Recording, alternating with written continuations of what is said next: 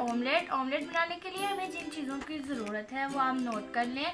प्याज हम लेंगे, 4 से 5 प्याज लेंगे दरमियाने। उसके बाद हम टमाटर, 2 बड़े टमाटर लेंगे।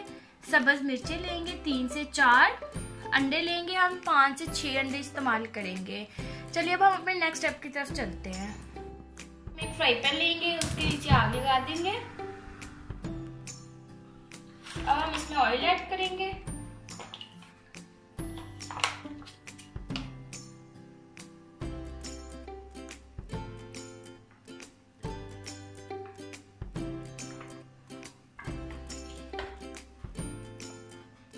ऑयल को थोड़ी देर के लिए गर्म होने देंगे। ऑयल गर्म हो चुका है, अब हम इसमें प्याज ऐड करेंगे।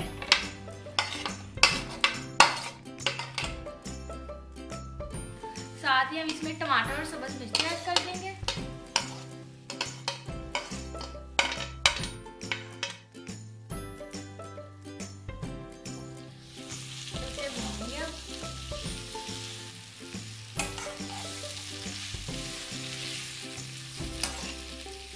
अब हम प्याज और टमाटर का पानी खुश्क होने तक इसे पकाएंगे। हमने प्याज को 5 मिनट के लिए पकाया है। अब हम इसमें लाल मिर्च ऐड करेंगे। मिर्च आप जितनी इस्तेमाल करते हैं उतनी ऐड करें। उसके बाद हम नमक डालेंगे।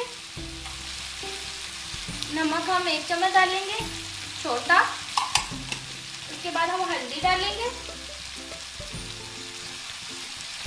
हल्दी हम 1/2 चम्मच डालेंगे। अब हम इसे 5 मिनट के लिए और भूनेंगे। अब हमने 5 मिनट के लिए और प्याज को भूना है। अब हमने इधर अंडे प्याली में निकाल लिए हैं, उन्हें अच्छे से मिक्स कर लिया। अब हम अंडे इसमें ऐड करेंगे। अंडे ऐड करने के बाद हम इन्हें अच्छे से मिक्स कर लेंगे और अच्छे से भूनेंगे।